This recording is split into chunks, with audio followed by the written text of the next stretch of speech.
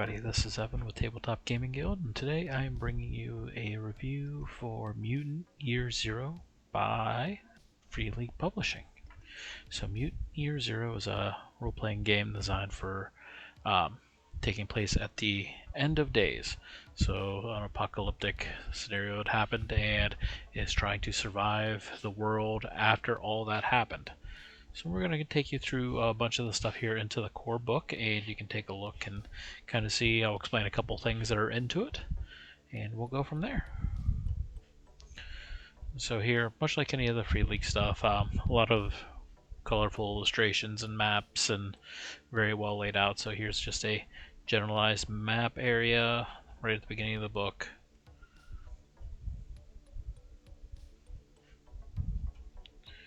Then some intro here. So it's going to begin here and talk about the player section here. So it starts on page 6 and then it's going to go through. The book seems kind of long, but it actually really isn't too bad because it breaks it up into two parts, player section and GM section. So obviously player section, you just want to stay at the front half of the book. If you're the one that's going to be running the game, you'll be wanted to the second half of the book. So the beginning part there in chapter 1 is going to talk about the timeline of the game, what's happened, and then section 2 is going to be the basics of making your character. Part 3 is going to be like the different skills and talents. We're going to be in number 4. Mutations, which is a really cool thing in this book. Everyone has a mutant power into the game, so that's going to be under 5. And then conflict trauma, that's going to be any of the attacking that's into the game, how you take damage. You can actually push die into the game to do different things, and with that also is going to reflect the trauma. So section 7 here, that's going to be the arc. So that's actually going to be your home base as you live in this wasteland, and you can actually spend time and upgrade and defend your home. And then zone travel is if you're traveling out and about from your own area. So then we have the game master section, and it's actually pretty straightforward on what it is. The general, if you're going to be a game master, what you need to do, different threats, how you create the areas around it, ruins in the area. It's going to have some pre-generated stuff, threats in the zones. So artifacts are stuff from, pre-apocalypse that you would find. Special zone sectors that they already have laid out if you want to use. And the path to Eden. So this game is kind of unique compared to other role-playing games. Role-playing games generally leave it to the game master on the path of where you want the game to go.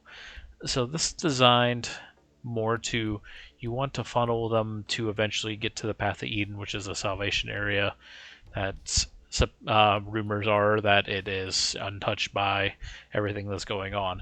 So if you look up into that section 14 there, artifacts, if you buy the core book with some of the extras in there, which has special dice, also has equipment cards in it to it. There's 4 pieces of equipment cards that once you get them, it actually will lead you into that section 16 there, that path to Eden, and you want to go there. So I'm going to actually talk about everything up to that. There's some good spoilers that would happen if I were to go over the path of Eden, so I'm going to skip over that. If you're really interested into that, definitely take a look at the book and see what you have. So some more of the art here. So here it's going to talk about the different things that have happened that has led to the world being what it is. Some good stuff behind it. It's going to talk about general role-playing games. If you ever played a role-playing game before, you can kind of skip over that part. But if you're kind of new to it, it's going to explain, the super high-level overview of what a role-playing game is. What do you do? And then specifics into this one, like you want to survive, so you need to fight for food, water, bullets as currency. So you want to go in through all that, a bunch of different things it also talks about there, protecting your home, protecting your own, exploring. And as you can see on this page there, like I said earlier, bring the mouse over here, search for Eden. You can see that it's actually really, push for into this game. So tools of the game, so uses a D6, it's a D6 system. Now it uses 3 different D6s, so If you buy, like I said, the special die, you're going to have 3 different color die. You're going to have yellow die, a green die, and a black die. Yellow die is for your base, everything. Green is for skills. Black is for gear. So that's what you're going to use into the game. We'll go more into that here once we talk about rolling into the game itself. Then, as you can see, as I talked about the mutant card deck, there's going to be cards that are going to be used there. Go back. Threats that you could actually run into, mutation cards. So as you have the mutations, as I said, in there, you would actually keep one right by you to remind you of what your mutations do. But we'll go over some of those here as we find them. We get into that section, and then, as I said, the artifact cards, what has the stuff in there that also can lead you to, Eden. And you get a map of the zone. Now that's one that you can use. The one that comes with there, you can create your own. As a game master, they have the whole section in there about creating a zone there. Go more into it. You can do very cooperative. You can do like each person's working individually, a hybrid of the two. That's all up to you. General's about role playing and stuff like that. Some more fantastic artwork. So now we're going to talk about like your mutant. So who you are into this game. So right onto this page, it's going to talk about the stuff that you're going to find on your character sheet. Name. You need a name. The attributes. So those are the most important thing that you're going to have in there. So as you can see up into this part right here. So when you build it, so this is what they call a point buy system. So you have a designated amount of points to put into the different attributes, into the different skills that you're going to use. Everyone has the same amount of points, and you put them into those attributes there. Those are listed right here. So those are the 4 attributes that you use. A little description of what each one kind of covers, and once you get into character sheet here in the next couple pages, it'll kind of make a little more sense on how you will see things go. But you're going to be able to put the points into there. Everything starts at a base of 1, and you can move everything anywhere from a 2 to a 4. The exception to that is once you pick your class, there's going to be one skill that's going to be labeled as a key attribute. You can move that one to a maximum of 5 then instead of the 4. So you want to kind of split those up to that. Next part there, as you can see, is skills. You're going to have 10 points for skills, so we're going to go through that. Talents, I'll use a term that they used in some of the newer editions of Dungeons & Dragons. Think of them almost like feats, so something special that your character can do. The mutations, you can actually have a mutation. You can randomly select one, you can draw one. It's up to you however you want to set up to do it. And it even gives a way that you can actually roll for it too. But mutations actually use a point pool system where you gain points at the very beginning of the game, and the different things that your mutations can do cost so many points to use. Now, when you're rolling die, you can actually get more points if you push your die, which we'll talk about once we get into that a little bit later into this review. Those are how you would get more points back. You actually risk a lot to get those points back, but some of the mutations can do some really good things too. So there's always going to be that constant push and pull of trying to figure out, do I take a little extra damage to do certain things, but I need to get more my mutant points back so I can use some of my mutations, and some of them are really, really cool in there. So here is the general character sheet here. It's a 2-pager. Sorry. So right up here you have the different attributes here. And then the skills are listed down here. So the main skills are listed here, and you can see that each main skill has an attribute that's lined up to it. And for the most part, they're pretty self-explanatory. So, fight, sneak, shoot, comprehend, manipulate. They're all based off the attributes.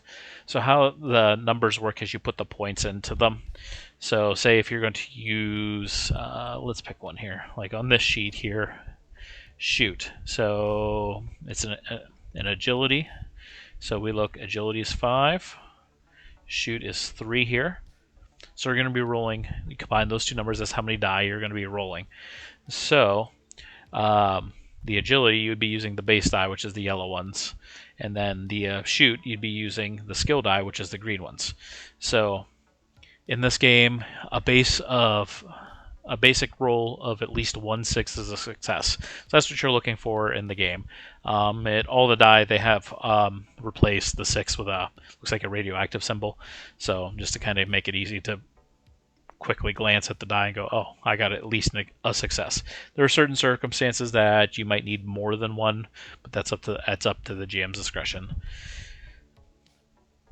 Now, over in gear, here you can actually get certain gear or weapons that will actually give you a gear die 2, a bonus of 1, 2, 3, depending on what it is. So, in the shoot, say you have a good rifle that would give you a bonus of 2. So in this example here, you would use the agility of 5, so 5 base die, shoot 3, so 3 green die, and then if it was a good rifle, that like I said in the example, you get 2 black die for the gear die. So the special thing with that is the skills and the gear. There's a 1 on there that is replaced with a different symbol. So the skill, that's where if it rolls a 1, you could activate your mutant, get mutant points. Also, gear might cause your weapons or whatever you're using to deteriorate. We'll go more into that because it's a couple things that happen for that to happen. So down here, this is where you keep track of your experience points, raw points. The more time you spend out into the world, the more bad things happen to you as you take more points here. So this is an area that you kind of fill in yourself, your appearances that you want, your name, and your role, which we'll go into here, that I believe is the next section. And talents, which is like that feats that I said, and your mutation right here. This is where you keep track of your mutation points as you use them, any equipments and stuff like that. And then kind of an important section here, relationships, how you relate with different people in your parties. And nice, I like this that Free League does this in a lot of their games, is something that you hate, something that you need to protect, and then your big dreams, which is this section right here. Free League does that. They don't always use those 3 things in them, but it's kind of something that you want to fill in for your character that helps you roleplay the character. Which I've seen in their One Ring. I've seen it in their Tales from the Loop RPG. In this whole section of relationship too, I've seen that in Vesson, Alien. It's just a nice way that you can keep track, understand your relationships with the characters without always having to keep in your head. It's always, especially if you're doing a pre-generated something, it's labeled out and you have it. And then in the back here, this is where you can kind of keep notes about a whole bunch of different things with your character. Most of the stuff you need here is going to be on page 1. So, and this is here talking again about like the relationships, your dreams, and stuff like that you feel, the different gears that you get. Now, when you start the game, you get some starting stuff. You also get to draw a random artifact card, right, as it says right here.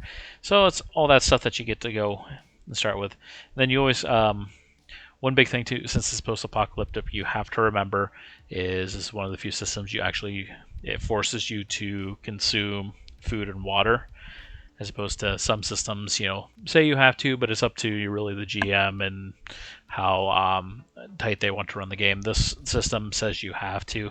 You got to follow that right here.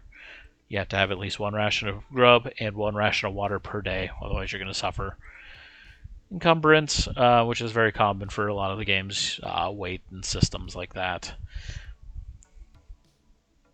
So in this section here is going to be talking about the development of your mutant, so you can gain new mutations, how XP is going to work, and all that stuff. And then also talking about development there. Like I said, it's a home section, but you can also use that to develop it and go further with it. All right, so this next section here is going to talk about your role. So there's a bunch of different roles in here, and it's going to help you flesh out your character. It's going to point you in a couple different directions. So we're just going to go over. I'm going to show you on the first 2, like the different things that are important onto there, and we're just going to kind of skip through the rest of them. So I'll show you, the different types there are, but overall, once you kind of see what they are, you can go through it pretty quickly.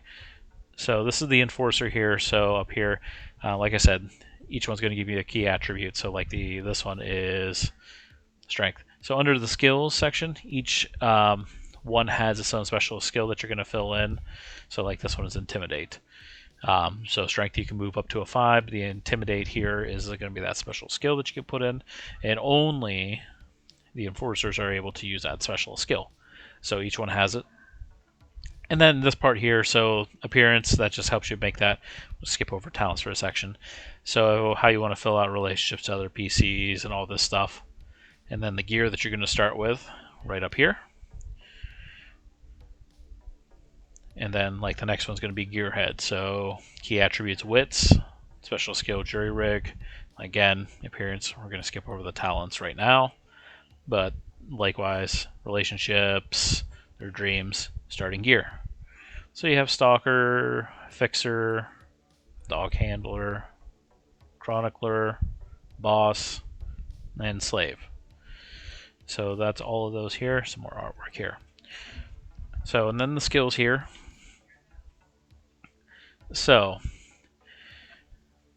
the basic skills that are listed in there, and then you also have your special skills that you're going to have labeled underneath that you write in. I was going to talk about the dice here, but where I wanted to get into that is failure. So as I said earlier, you're always looking for that 6. At least 1 6 is going to give you some level of success. Sometimes you need more than one, depending on what the game master has set up and difficulty about different things. So you can roll. If you don't do well on your roll, you can do something called pushing your roll. So you can pick up any die that didn't come up with any symbols on them.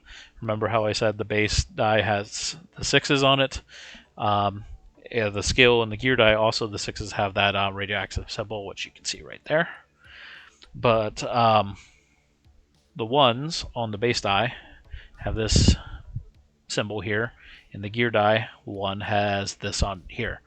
So when you push a roll, any die that has 0 symbols on them, you can re-roll. When you push your die, you have to look at what key attribute that you're using for this, one of those 4. You're going to take a damage into that. So it's going to temporarily lower it. So say it was my wits that I was using, and I had a 4 in it. I didn't roll really well. I'm going to take a damage in that. So next time that I use my wits until I heal it up, I can only use 3. Now, when you re-roll, and you re-roll all the dice that you hadn't used before, you check the die faces that came up. Any of them that have this symbol and this symbol on it are going to count. So these right here are what's going to give you more mutant points. This is going to degrade any gear that you use.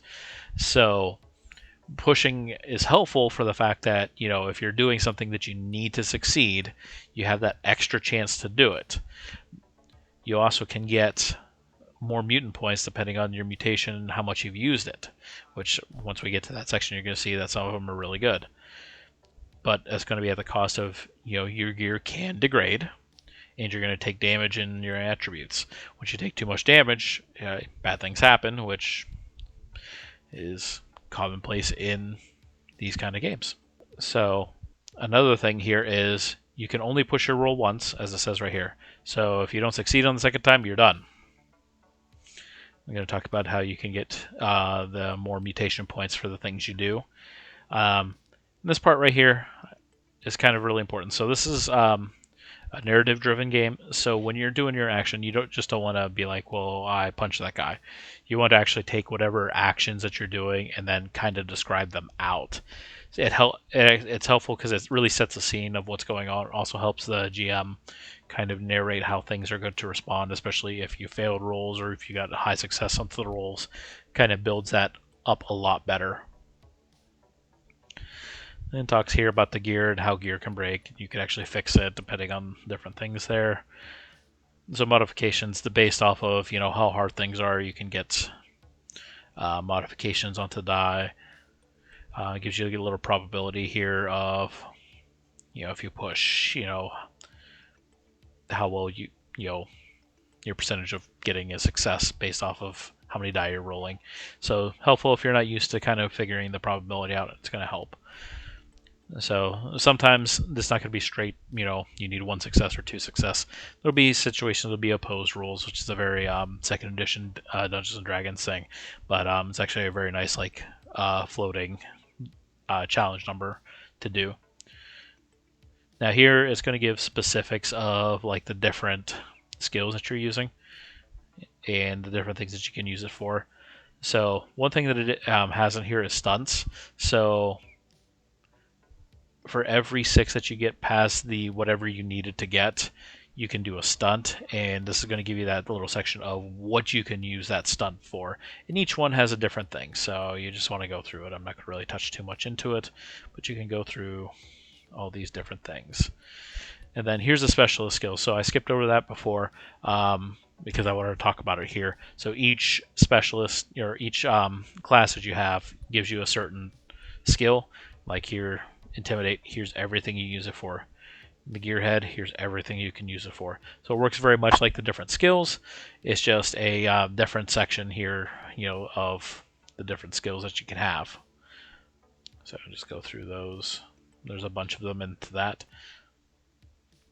So talents. So starting, you get based off your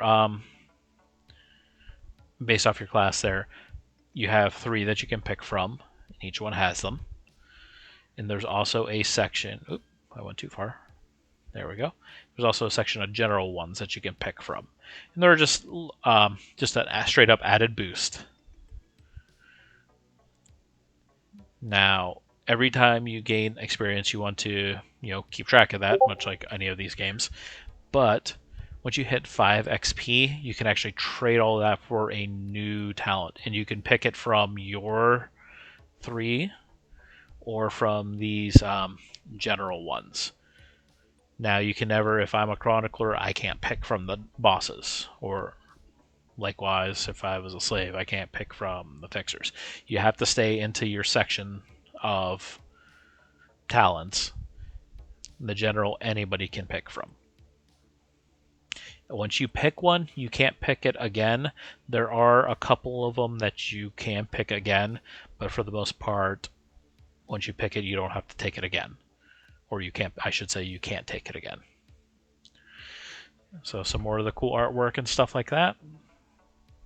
Okay, and then we're going to talk about the mutations. So different mutations, they all use the mutant points to go, and here's the first one here. So it's an acid spit, and it's going to have you 1 to 3 things, and it's going to tell you the cost for it and exactly what it does.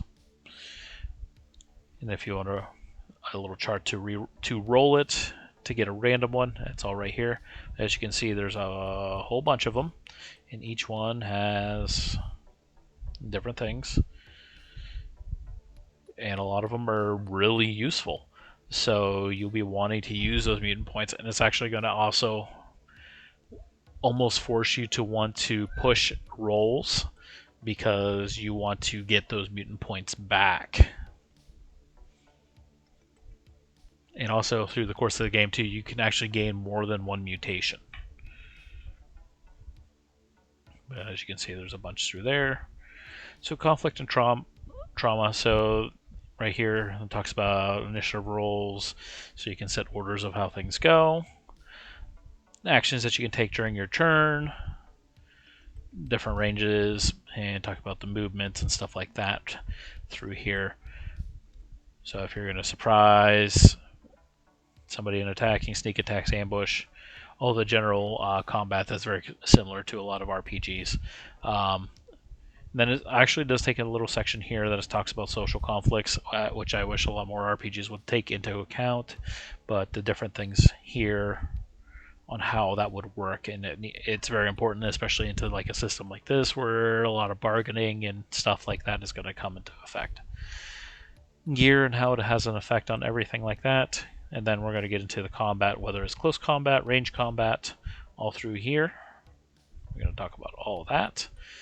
Modifications, if you're shooting, you can aim, give yourself better circumstances.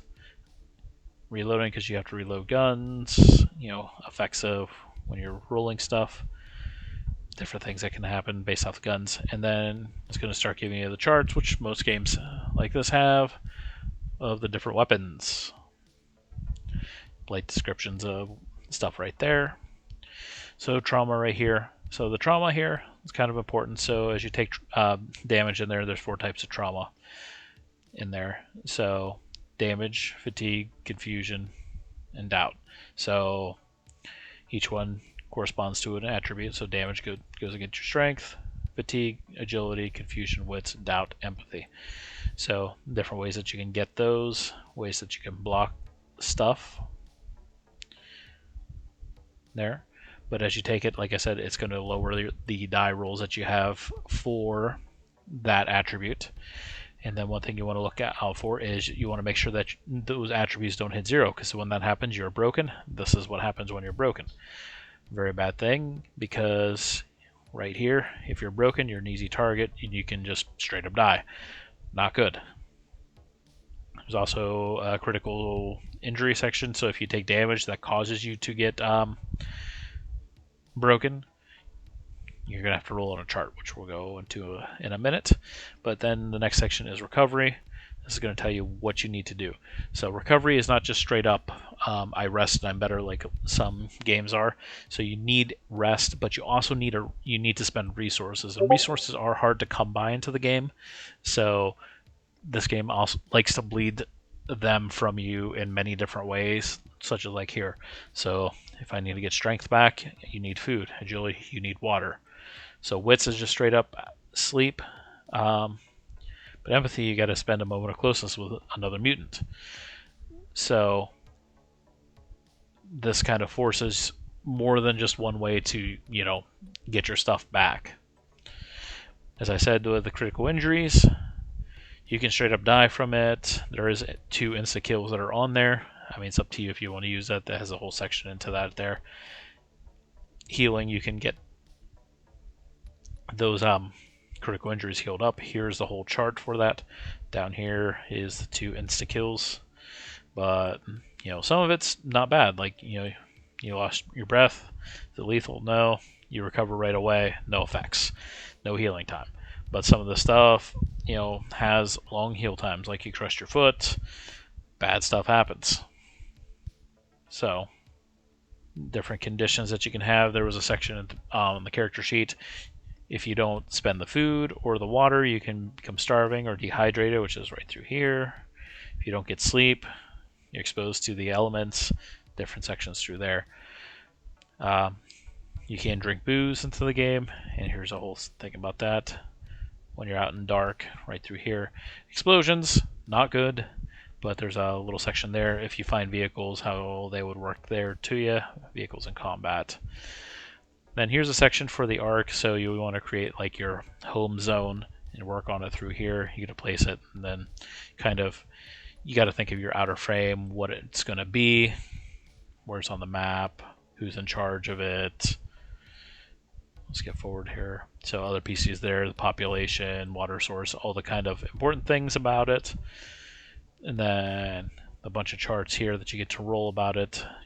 How's the food supply, how's the culture, how's the technology.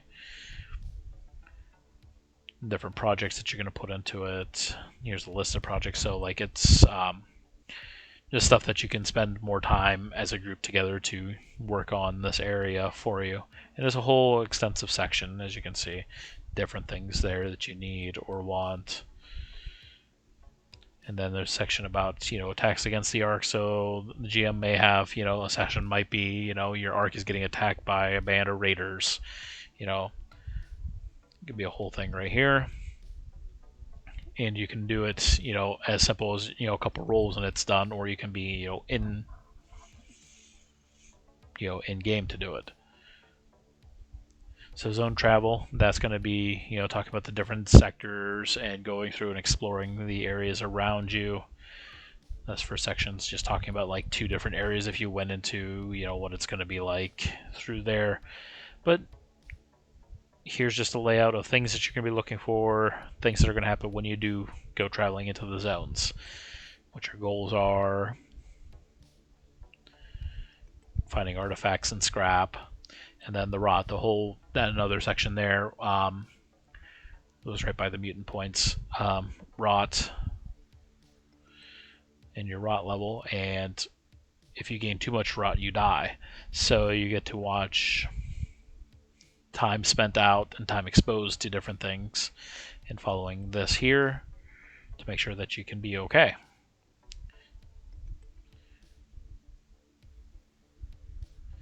So that ends the part for the PC section. So over here into this next section is you're going to be talking about the Game Master. So this is the second half of the book.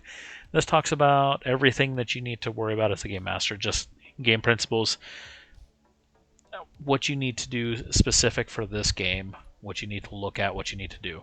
So as you can see, there's never enough grub. So you always want to make sure that you don't give and shower, resources. Everything rots. So a lot of different things here that you want to do, because this is not Dungeons and Dragons, or this is not the One Ring. This is Year Zero. So you want to make sure that you're playing it in accordance to that. So a bunch more things into there. Events into the arc. It's going to talk about different things that you want to use to keep the game going. Fights over projects. A PC gets into trouble. A lot of things that happen out into these zones. You can see that it's just ideas for you to use. You can have random events. Talks about your first session, preparing sessions, non-player characters, and a lot of that is kind of similar to a lot of RPGs, but since this one's also in that different vein, and definitely, if you're going to run this, peruse this kind of pretty well. Typical NPC stats, so you can use this to pull somebody really quick. How to fine-tune the opposition, resources. Remember that everything, right here it says bullets, scrub, and rot-free water are scarce commodities, and the game will often revolve around acquiring these. So you want to make sure that you don't give too much, and this is going to talk about the different things.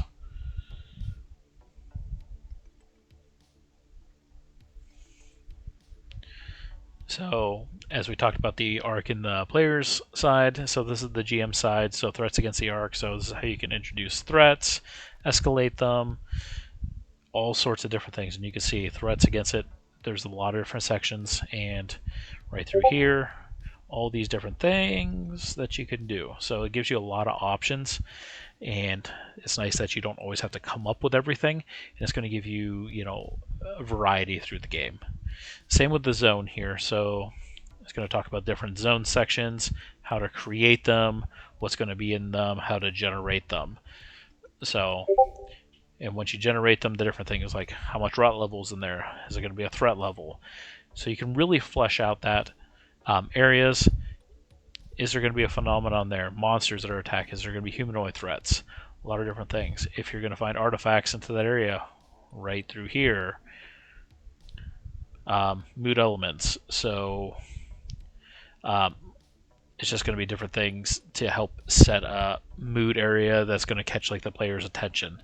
So you can see all sorts of stuff like road signs right there.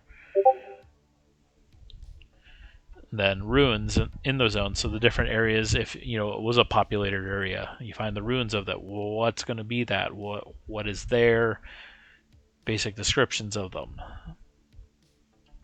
Then the threats in there, which is all going to be like the humanoid or the creatures, cultists, Morlocks, water traders, all sorts of zone ghouls, monsters, lots of different things. It's all labeled in here, so this would be the equivalent to a monster manual section. And here's a phenomenon of just random things that happen into these areas. Dust tornado, acid rain, heat waves, magnetic field, inertia fields, because weird things are happening in the end of the world. So all these different things there.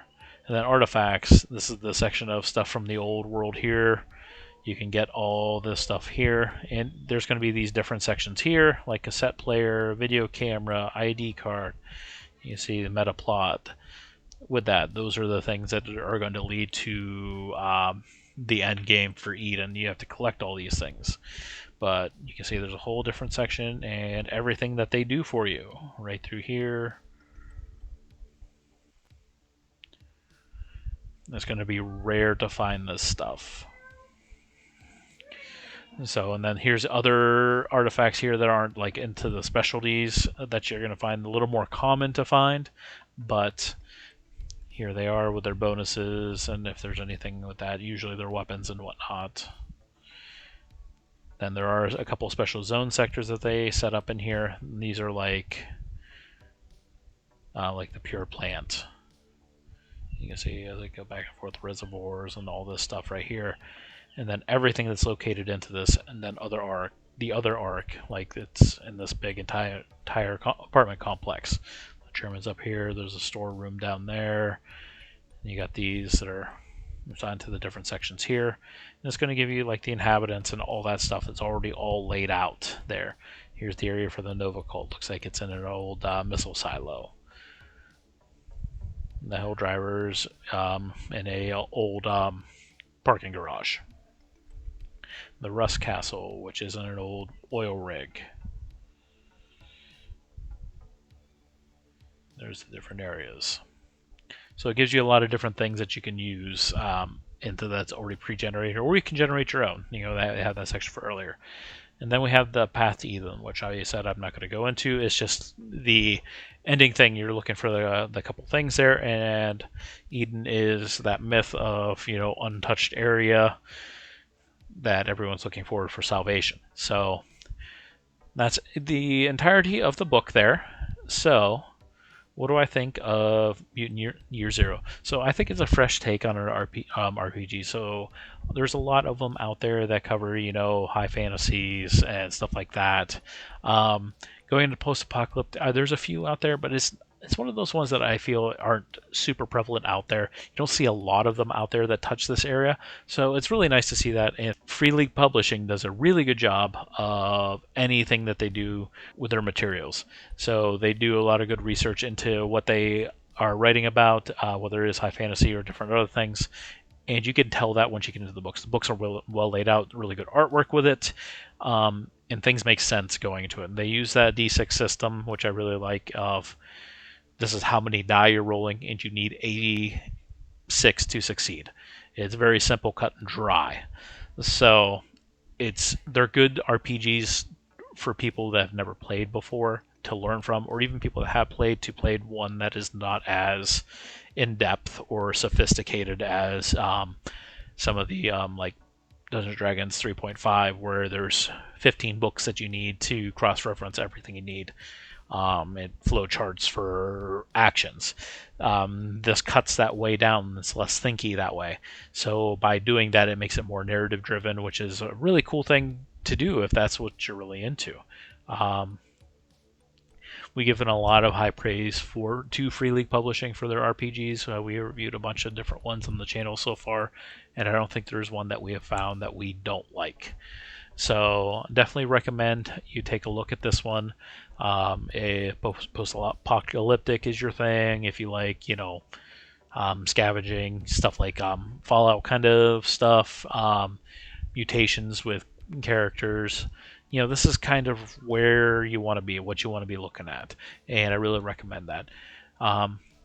Again, this is Evan with Tabletop Gaming Guild. Definitely subscribe to our YouTube channel so you can see more videos like this. Hit us up in the comments. Message us through Twitter, Instagram. You know, let us know more of what you want to see, or even do that in the comments of this video or any of other videos, and we'll get back to you and talk to you that way. But until later, you have a good day.